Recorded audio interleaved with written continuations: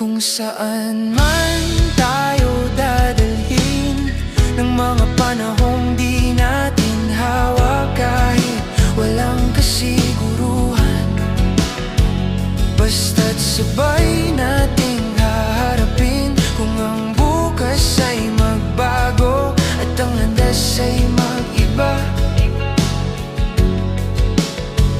kung saan man tayo dadalhin, sabay pa rin akong lalakad. May mga pangarap na nagbabago, may mga takot na dumarating, pero kapag